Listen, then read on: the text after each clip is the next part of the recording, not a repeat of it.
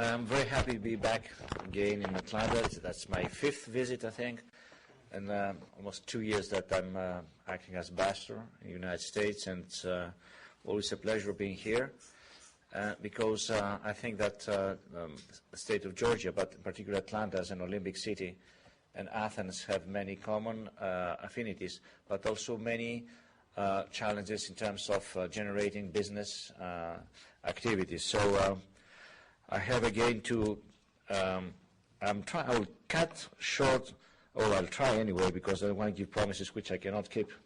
I'll try to be brief in my remarks, because during our last time here, as you remember, I had to cut the Q&A session because we had a meeting with the governor. So this time, promise there's no governor waiting for me. And anyway, it's Friday afternoon. And I'm very happy that we have gathered so many people, though it's a Friday afternoon, and I know it's unusual. Anyway, in Washington, it wouldn't be possible. So starting from there are some of you that we were with us just a couple of hours earlier when I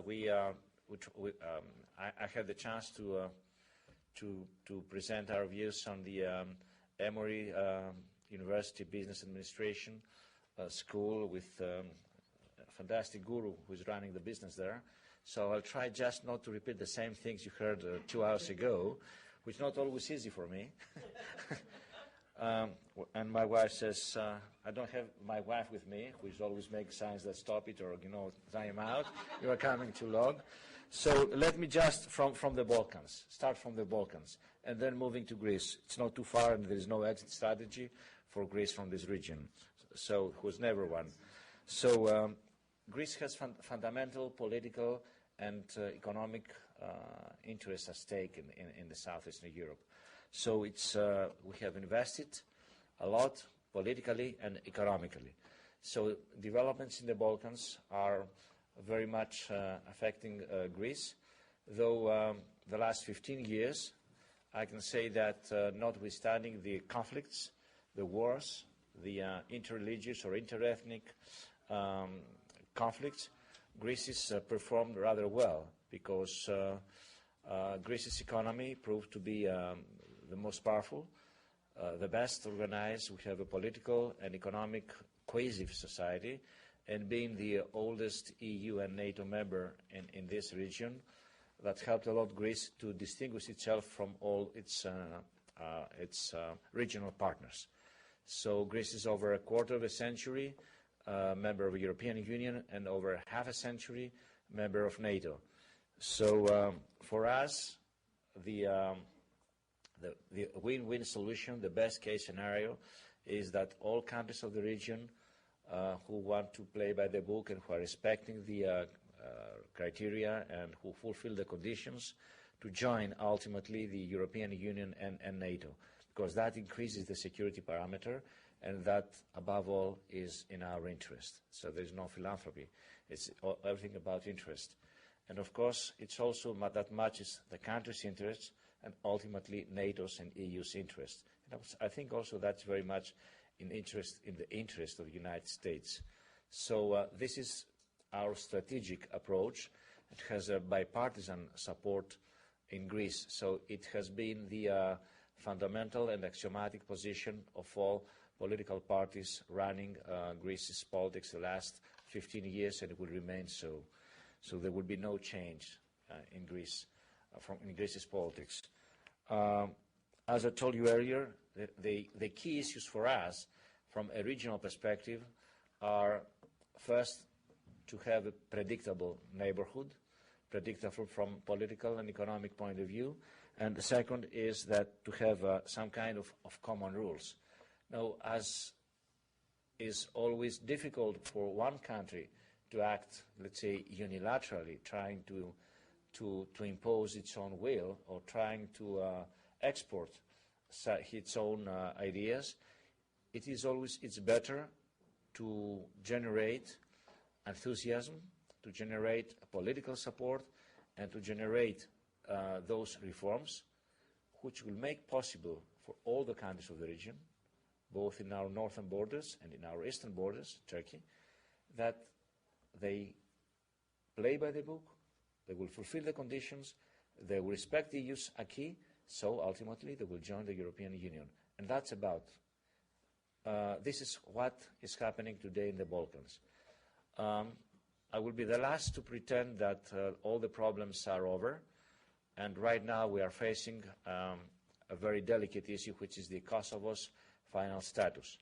In the same time, we see again problems in Bosnia and Herzegovina. Today, Haris Silagic is in Washington, and there are some hearings in the House concerning the future of Bosnia and Herzegovina.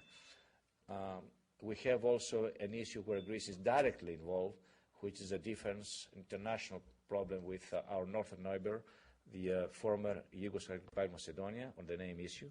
But we remain confident that the process leading to European Union membership and to NATO membership can act, or at least should act, as a catalyst to find negotiated settlements in these issues. On Kosovo, first, we are very satisfied to see that what we have been saying for over a year now, it's happening. We said we need more diplomacy. We say we need to give diplomatic efforts a fresh chance, but also leave nothing to a chance. So what's happening now is that Europe is becoming more political. European Union is leading the Troika process to aiming at finding a win-win solution, though I'm afraid it was not going to be a win-win, but anyway, a palatable solution for both Pristina in Kosovo and Belgrade in Serbia. But again, on that issue, the solution we want to see is a solution which will stand, a solution which will be viable, and a solution which will help Serbia to move on the fast track of the European membership process, and a solution which at the same time will create the necessary conditions in Kosovo so that the Kosovo will be also engaged in the European Union integration mainstream.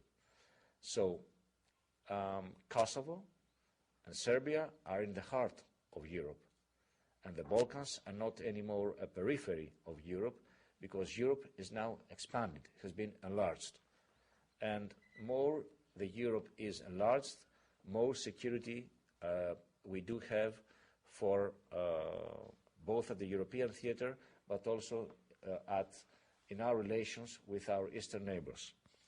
We don't want to see the Kosovo issue becoming an issue of diplomatic antagonism between United States and Russia.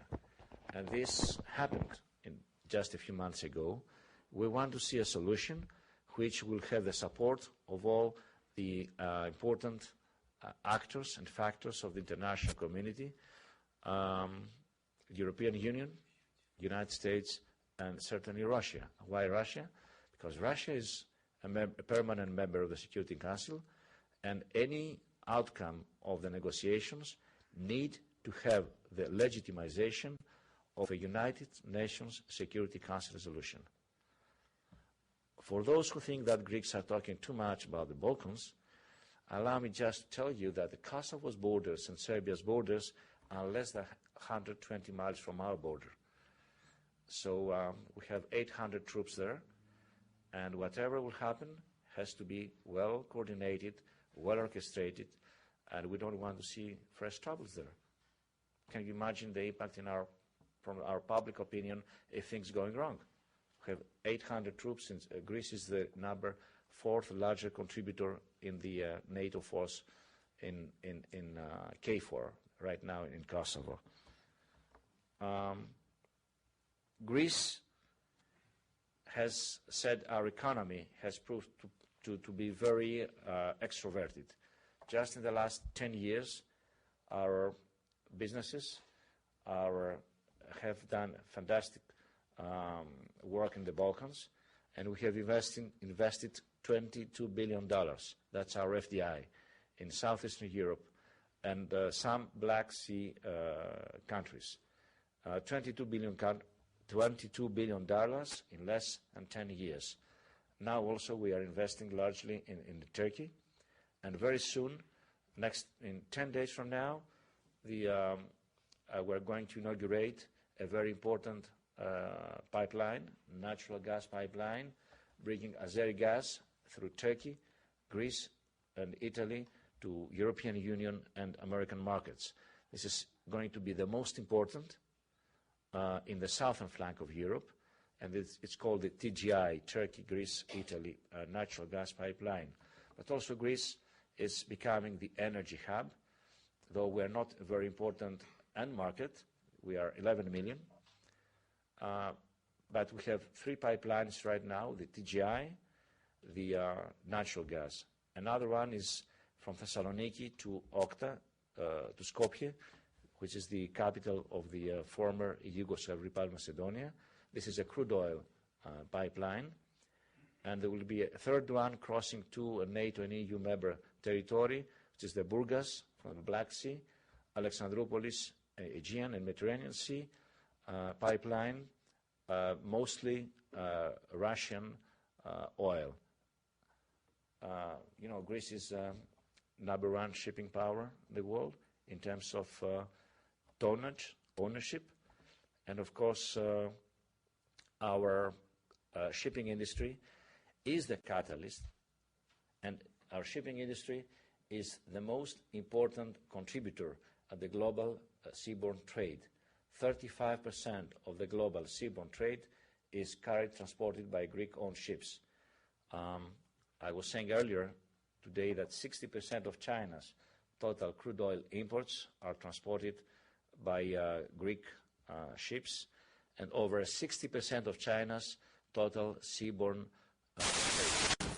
So it's, I know that China is on the radar of any think tank of any institution, so I feel very comfortable to speak about China, because Greece is one of the countries that have drawn a very great dividend from the globalized trade.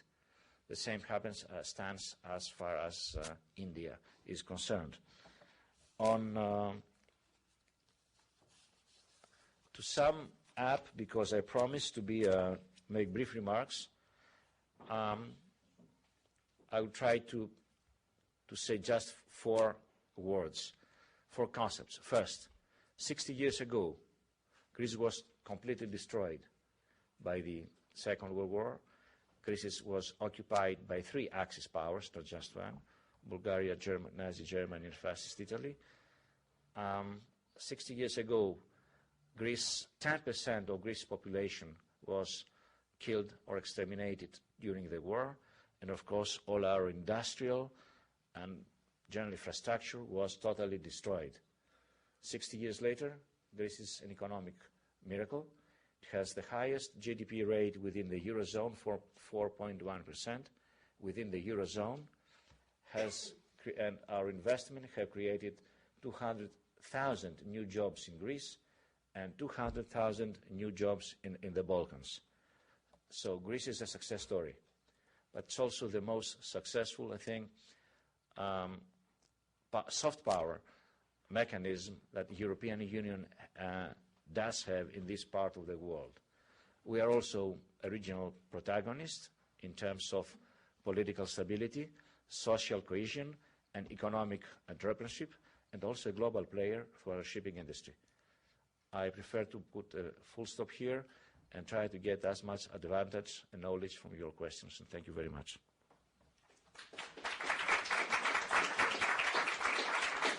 Yes. Mr. Ambassador, before we open it up, may I ask a question? Yes. We had your colleagues, the ambassadors of France and Germany, here earlier in the year for a dialogue, and they talked a lot about the future of the European Union. Yes. Could you say something perhaps about Yes. the way Greece sees it, the problem of the euro? You are with the euro, and Yes. it's of course higher than it's ever been against the dollar, or perhaps we should say the dollar's Yes. lower than it's ever been against the euro. So perhaps Yes. a few remarks about that first. Greece is one of the countries that drawed a lot profit advantage, and we truly, our name was rebranded being a member of the European Union. So I think that notwithstanding some misperceptions in the beginning of our membership, Greece is now one of the most convinced and enthusiastic members of the European Union. So first we hoist the EU flag and then the Greek flag. That's our interest. It's again say it's not flag, it's our interest. So we want to see a Europe that has a government which is increasing, we are going there, a foreign minister, which was the outcome of the compromise reached recently under the during the present Portuguese presidency, and we want to have want to see a Europe who is becoming not just the most important economic power, but also a very credible political player at the global level. This Europe matches very much also United States interests. Greece, we are federalists. That's the appropriate term. We want to see more powers, even sovereign powers, moving to the EU government, and we want European Union to be also very sensible to the society and social issues. So this Europe, again, is very much in the interest of the United States. And this Europe also, a very strong Europe, a very political Europe, will be the strongest soft power mechanism to those countries who are in our present eastern borders, Russia included, but not only Russia. We want to move in the Middle East as a credible and powerful player. Africa, Latin America, Asia. So we are, above all, Europeans, and I think that notwithstanding ups and downs in the European integration process, that has been the case the last 50 years, Europe is moving ahead. And there is a foreign minister that Condi Rice can call any time. We have a president whose mandate is going to be longer than before, and we do have members of the cabinet or the members of the commission, actually that's the name, who have a very precise portfolio and who represent the interests of the Union. That's where we stand. Plus, last but not least, Greece is #1 fleet in the European Union, shipping industry, in terms of flag. We are #4 at the global level, and again #1 at the global level in terms of tonnage. Thank you. Please. Yes. I don't think that Greece. Yes. I don't think that Greece has neither the privilege nor the handicap of this kind of countries you mentioned. I think that helped a lot also in development of Greek shipping, but there is a clear trend for Greek owners to get the Greek flag. So in terms of flag, which means in terms of register, we are #1 in Europe, European Union, and #4 at the global level. In terms of ownership and tonnage, we're #1 global power. Yes. Well, you are considered in the foreign ministry as the guru of the Balkans because you spend so much time in charge of the Balkan affairs. And I wanted to ask you, is there a hope that there will be a United States of Balkan countries? I see, for instance, Croatia is scheduled to become a member of the European Union in 2 to 3 years, but Montenegro, Kosovo, Fyrom, Serbia is going to take a long time. Is there a process that the Greek government is pursuing for a creation of a United States for the Balkan countries? Mr. Alexandridis, thank you very much again for being here.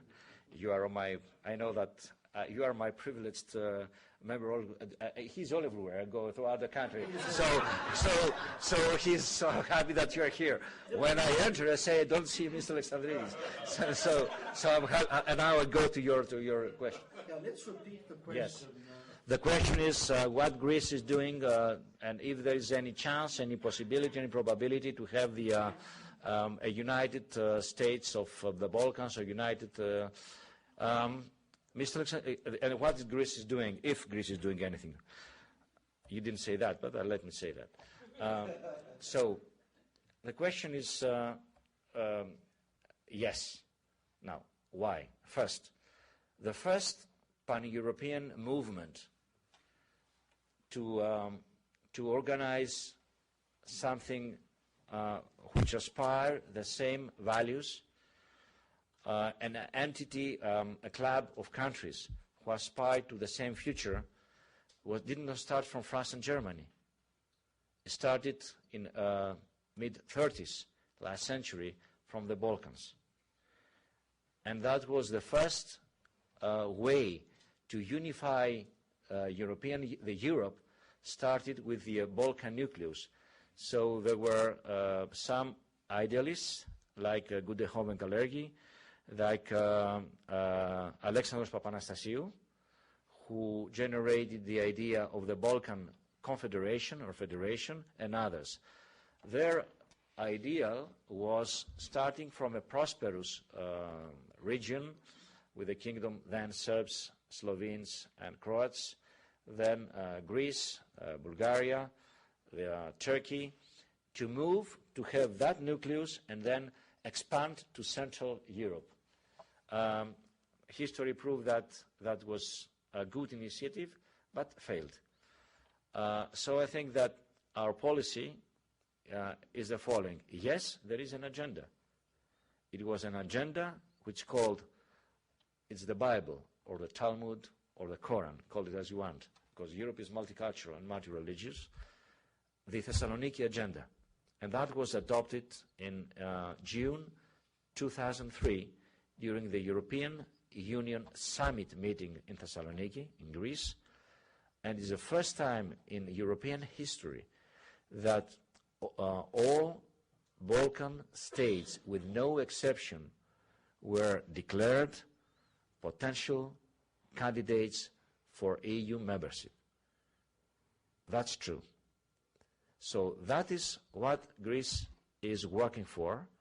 I think the Saloniki agenda was the a cornerstone, and also we do that for two reasons. The first reason is that countries that want to join the European Union have intellectually, politically, and from foreign policy point of view to apply some fundamental principles. These principles have to be in line with the European Union's principles and values. Principle number one, good neighborly relations. You could not have in the European Union NATO in the 21st century a country that uses 19th century policies. It's still not compatible. Number two, the disintegration of Yugoslavia, one big state, one of the global leaders in terms of the non-aligned movement, a country very respected all over the world. But the disintegration of Yugoslavia led to the creation of 6 new republics, and it's not over. These new republics were relatively small political and economic entities. From a political point of view, so far so good, but from economic point of view, it's very difficult for a country who has 600,000 households to attract large-scale foreign investment. So the antidote to this was to create a free trade area, to make the political borders non-relevant from an economic point of view, and to attract cross-border investment. This is what's happening now. So we are creating a free trade area, but also the countries, all the countries, aspire to become members of the European Union. Croatia has a clear lead, and Croatia's membership was handled successfully, I think, during the Greek presidency. It was submitted in March 2003 by the Croatian government to Brussels with Greek support. We hope that all the countries of the region will follow. That means Bosnia-Herzegovina, Serbia, Montenegro, Albania, and the former Yugoslav Republic of Macedonia. There is only one condition. to adopt the policies of good neighborly relations, to go to fundamental political and economic reforms, and to play by the EU book. I'm afraid not all of them are using this book. I think the gentleman there, the question, and then, yes. Just one question very connected to this, and given the fact that you spend a lot of time in the Balkans, clear question, would Greece ever vote for Serbia to join the EU before war criminals such as Karadzic and Mladic are being transferred to War Crime Tribunal in Hague? Well, Greece is one of the 27 members, and the big thing of, the great thing of being a member of the European Union is that the European Union is acting on the basis of the European Union's interest, my friend. So it's not Greece's interest, it's European Union interest. I think the European Union interest is to engage Serbia in the European Union membership process. And this is going to happen, if not days, the weeks to come, where the European Union is going to initialize, as it's called, the Stabilization Association Agreement. On the question of ICTY, it's the International Crimes Tribunal on former Yugoslavia, which is based in Hague. For us, Greeks, is clear, and I want to be on the record. This is not something to satisfy the Greeks, the French, the British, or the Nordics. This is a chapter that the present democratic 21st century leadership of Serbia has to close with its own bad past. This is why the arrest of Ratko Mladic and Karadzic is important, above all for Serbia. Yes, sir. Ambassador, I have two questions. One is, being abroad, we hear of a tremendous amount of migration from Albania Yes. to our, I guess, somewhat perceived unprotected borders to Greece. And I would like to know if that is a concern of the Greek government and what is the Greek government doing about that. And my second question has to do with, is the Greek government concerned with any radicalization of Muslim elements in Greece? Yes, thank you. Can you just repeat the two questions? Yes. First question, is Greece concerned from the opening its borders and a lot of immigrants coming mostly from neighboring countries, mainly Albania? Is that something that is of matter of concern for Greece? And the second question, is Greece concerned with the of a possible or radicalization of the Muslim communities living in Greece? I will start with the second question. I will say no, and explain why, and why there is a factional relationship with your first question. Greece has been always a crossroad. We are a bridge. Just look at our geographic situation, and you'll see that Greece is the advanced post of Europe towards Asia, Asia Minor, which is Turkey, Middle East, and of course Africa. So we have always been very open and sensitive, and our society has been always inclusive. Not the stereotypes of reclusiveness are not that of the Greeks, and there is an explanation. We are a country who has immigration all over the world. I was saying this morning earlier that just in Atlanta here in 1922 was founded the oldest, the most powerful, and the most influential today Hellenic American organization. It's the HEPA, the American Hellenic Educational and Progressive Association. So, going back to Greece today, Greece is very open society. In the last 10 years, 10 years ago, our population was 10 million. 10 millions. And now we are 11 millions. 1 million, which is 10% of our real population, are immigrants. In the United States, the term guest workers is used. I prefer to say immigrants. Mostly from Albania, from Bulgaria, from Romania, so from our immediate neighborhood. this immigration has proved to be very helpful for Greece. It has been also very helpful for these countries, and I'll explain why. Because we have the economic threads, the economic, Greece's economic investment, economic operations in the Balkans, but now we have a tremendous human capital. And this human capital is a very solid bridge. This is how we see that.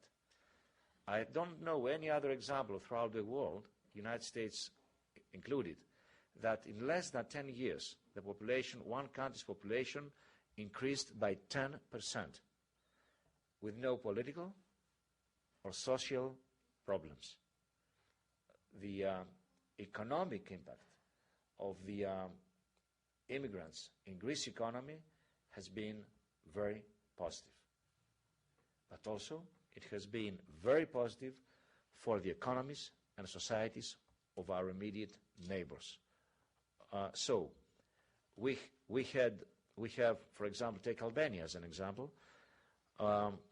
It's fair to say that one third of Albania's population is living in Greece. One third of Albania's population is living in Greece. Draw a comparison between the United States and Mexico, for example. I think this is very relevant. Our relations have never been better. Greece is the strongest advocate for Albanians' integration to the European Union. We are investing in Albania, and we are by far the largest single foreign investor. So that creates the strongest links to society. It's not just the governments or the political elites or the economic elites or the business operators. It's the society. This is the strongest links. And now go back to your second question. The fact that we are living together and not in parallel is the strongest shield for radicalization in Greece. So you don't see in Greece the phenomena you see in other countries, for example, in Europe. Thank you. I think behind there and then on. Yes. Mike, I have a question regarding there is an issue with the former Yugoslav Republic of Macedonia. That was the latest round of negotiations between the two governments in New York under the auspices of the United Nations. And the rhetoric from the Skopje government didn't sound to be very productive. However, I would like to ask you to elaborate a little bit.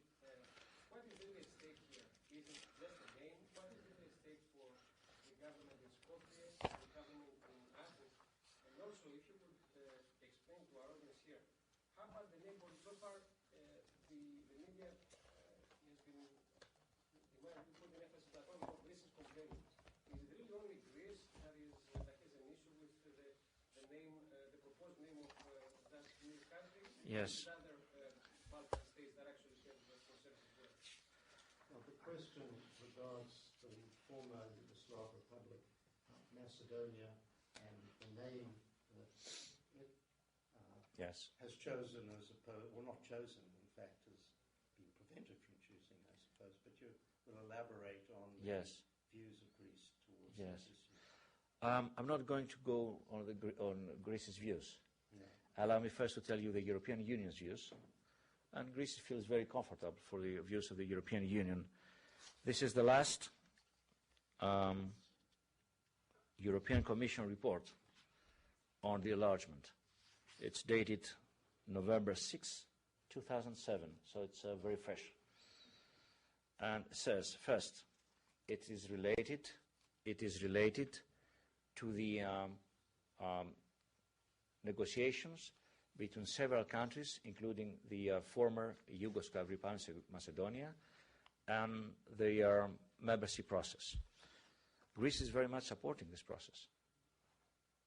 We support the process, membership process, for all of our neighbors, Turkey included, but under very simple conditions: implementation leading to membership. So there are 4 key words: full implementation of the conditions and full membership. Now, the European Union Commission says the former Yugoslav Republic of Macedonia to become a member of the European Union should, I quote, ensure good neighborly relations, in particular by intensifying efforts to find a negotiated and mutually acceptable solution to the name issue with Greece in the framework of the United Nations Security Council resolutions 817 and 845 of 1993. This is an international problem, it's a regional problem, and above all, it's a European problem. So it's not a bilateral issue. But also there is a more detailed analysis of the steps that our northern neighbor has to take to make its European dream possible. It's a longer paragraph, but I just go to say that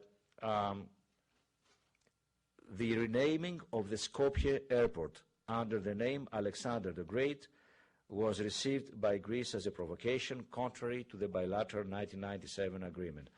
Actions which could have a negative impact on the good neighborly relations should be avoided. I feel very comfortable with this assessment by the European Commission. But it's not just Europe. Today, there are two resolutions in the US Congress. One is the resolution 356, co-sponsored so far today by 93 members of the House, a very strong bipartisan support. And by the end of next week, they will go over 100. And there are only 3 resolutions in this House that have got more than 100 co-sponsors. The Armenian, the Iranian nuclear resolution, sanctions Syria, and this will be the 4th. So it shows that very important support that Greece has from the elected representatives of the American people, from both parties. And there is a similar resolution, number 300, in the Senate. This resolution is very simple, what they say. They say that the former Yugoslav Republic of Macedonia should cease its 19th century bad neighborly relations propaganda against Greece and reach a mutually acceptable solution on the name issue. What does it mean? It means that a solution that will respect the sensitivities of both countries. And any negotiated settlement has to go to a compromise. And compromise means that both parties have to move a few steps ahead in order to meet. This is what we want, this is what we will do, and we hope that the NATO enlargement process, we have a NATO summit next spring, in April, in Bucharest, will be helpful for our friends in Skopje to realize that above all it's their interest to cut a deal with Greece. Thank you. Yes. Actually, that was my question, which is about the Greek government's stance toward Macedonia. I would make a comment that Yes. the United States government, as I understand it, recognizes, and I quote, the Republic of Macedonia. That's right. Not the firearm. Yes. Which is very offensive to Macedonians.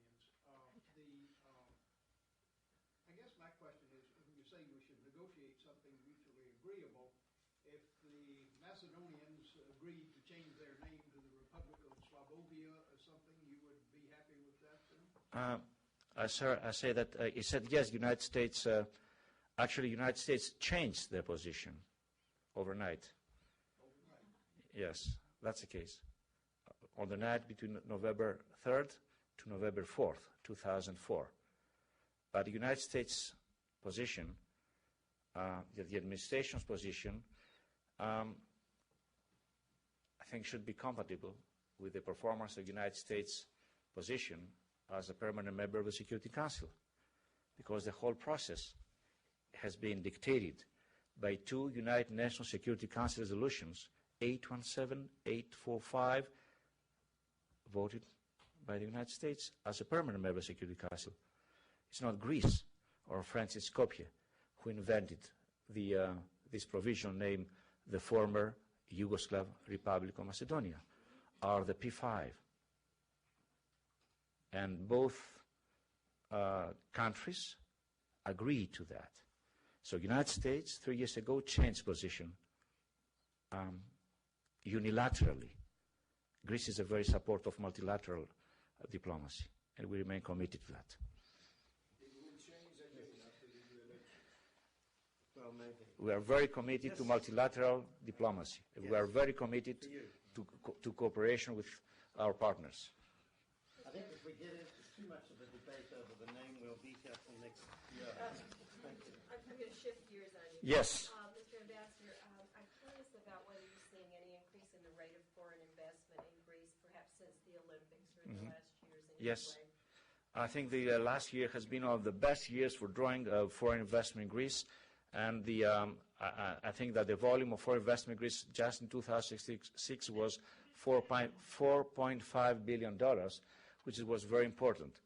But also companies like Coca-Cola, which you represent, have been here, and thank you very much for coming, have been operating with their Greek partners in southeastern Europe, and they have done a win-win situation for everybody, for Coca-Cola, for 3 Epsilon, which is your Greek partner, but also most countries in the region, Bosnia-Herzegovina included, and 3 Epsilon and Coca-Cola are one of the #1 investors in this part of the world, creating new jobs. It's important.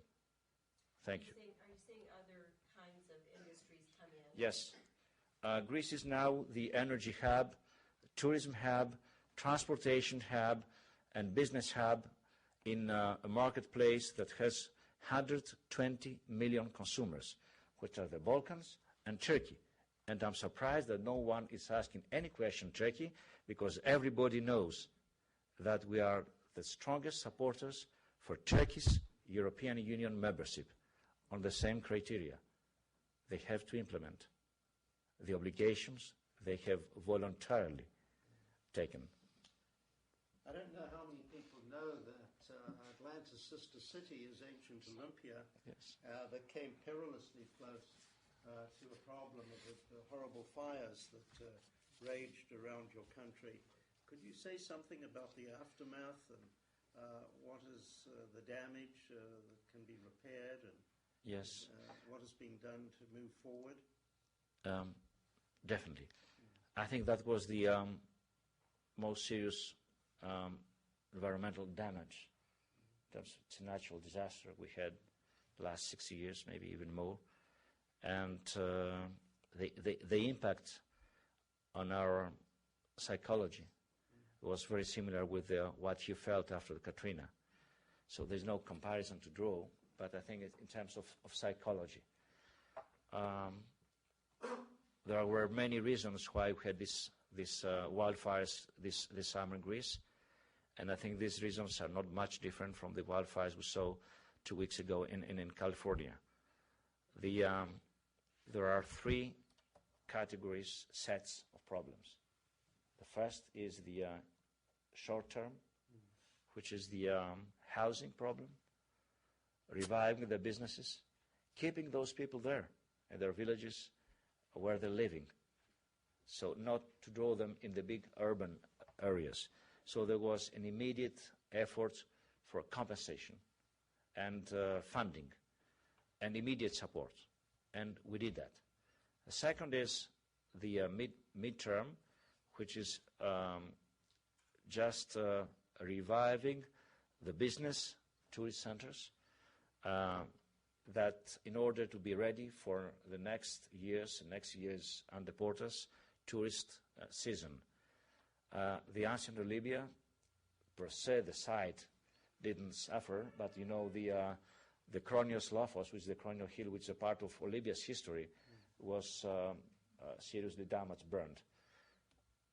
What I can tell you is that when the Olympic torch, the flame, will be again in Olympia, just 3 months or 4 months, I think, before the Beijing Olympics, everything will be as it was the case before.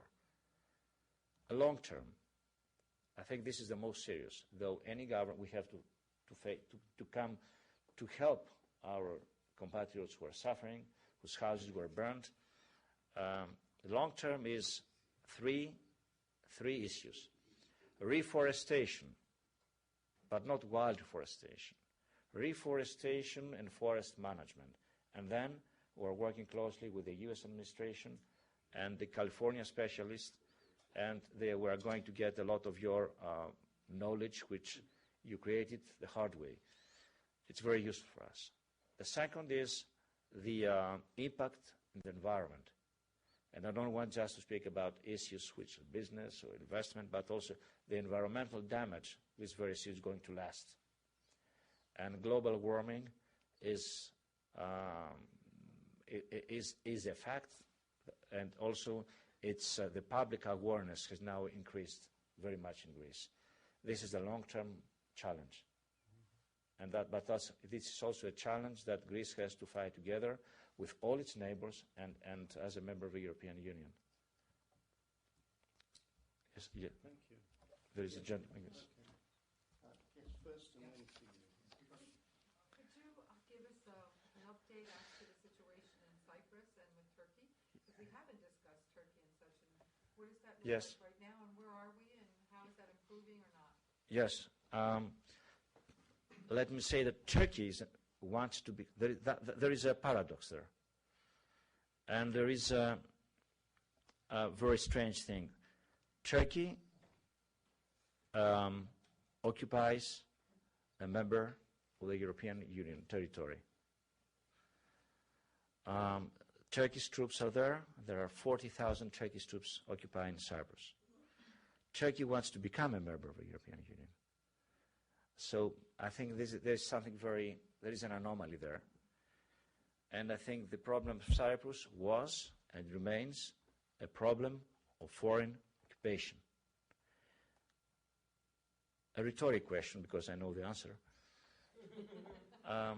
After the last year's war between, Hezbollah and the southern Lebanon and Israel, which caused a lot of destruction, both in southern Lebanon, but also damages in northern Israel, the United Nations and the international community at large decided that what was needed to pacify the region and to seal the Lebanese borders from the illicit traffic of arms was 10,000 UN blue helmets, peacekeepers.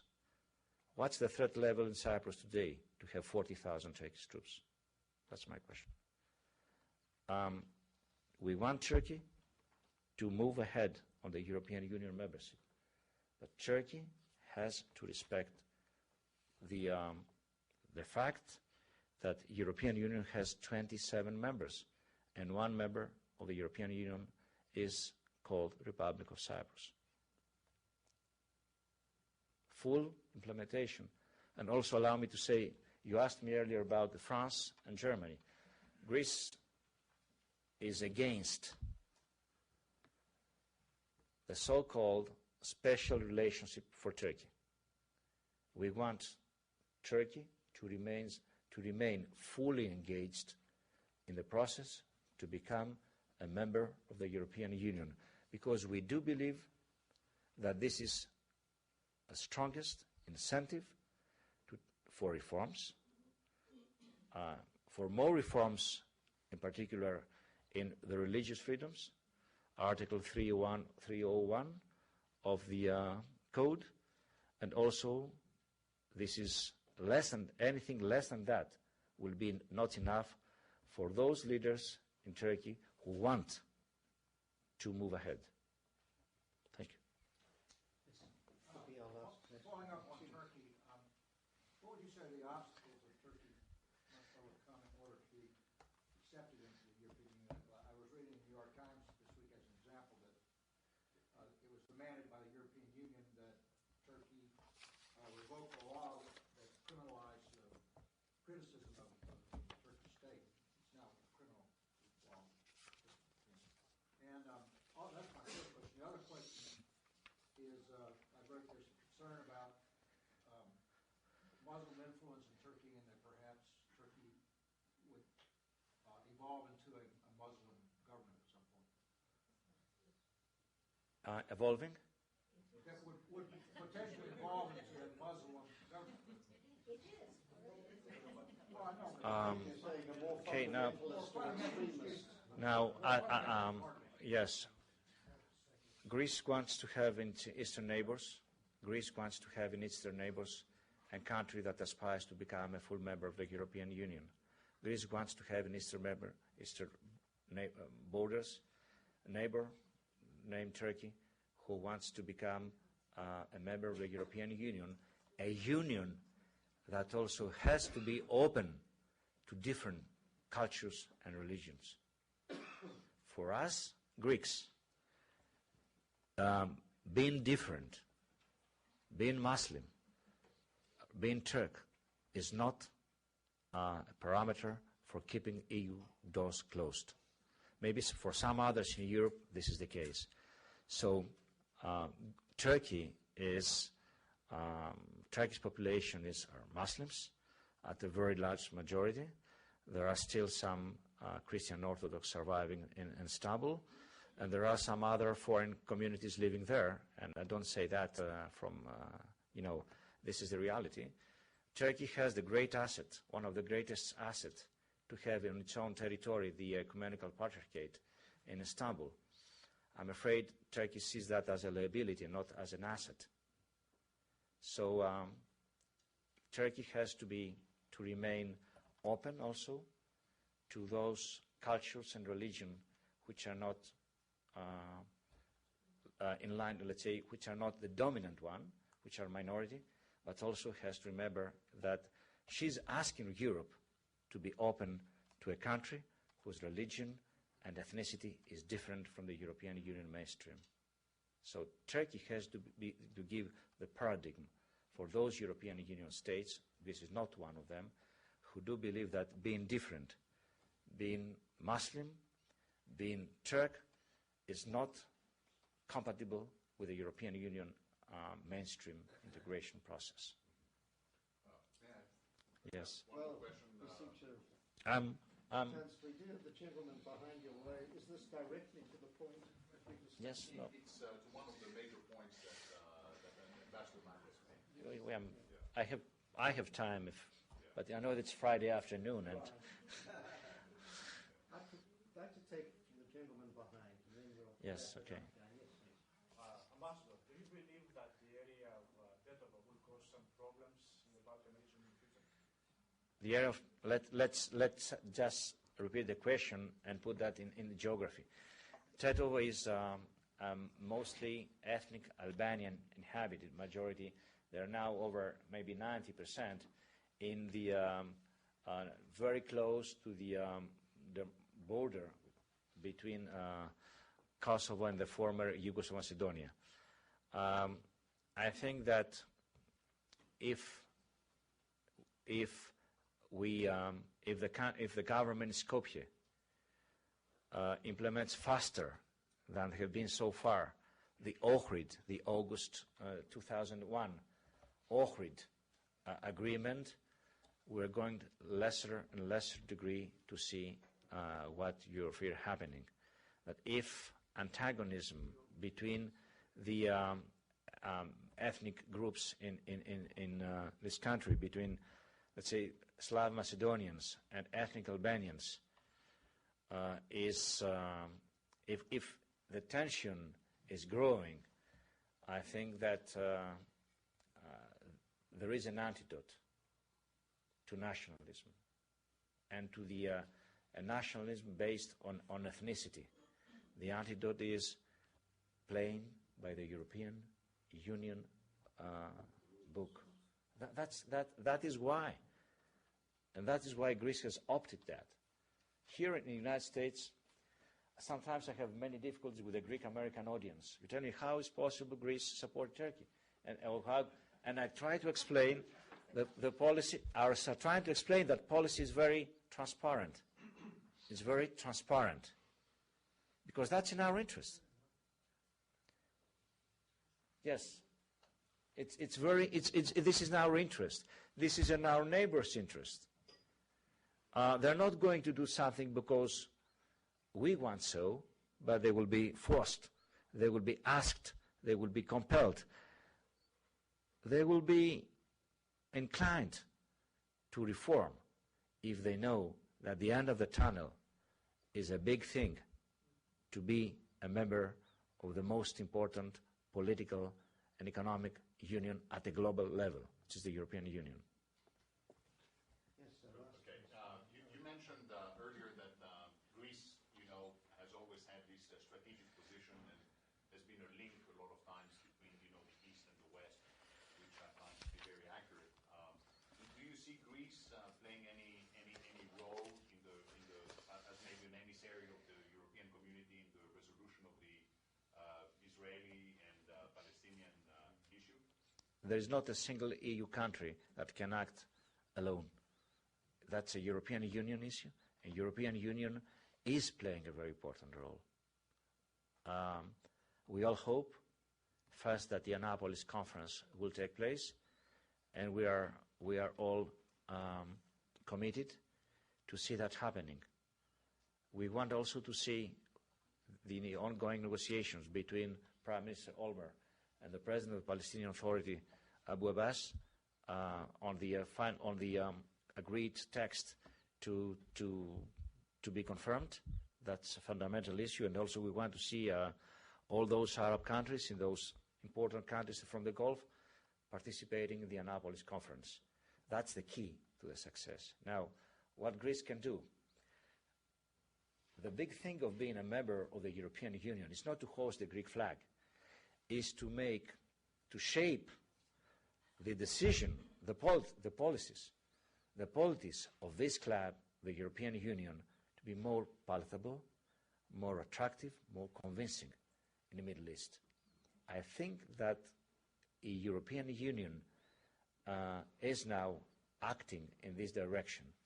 That has not always been the case. And there is no part in the world, let me emphasize something.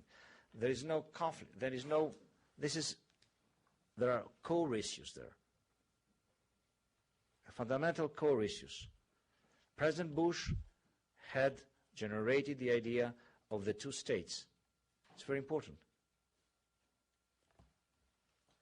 Mr. Ambassador, yes. You have acquitted yourself amazingly in a very complicated region of the world, and we're much indebted to your comments and the way you've been able to shed some light on some very difficult... Long term is three issues.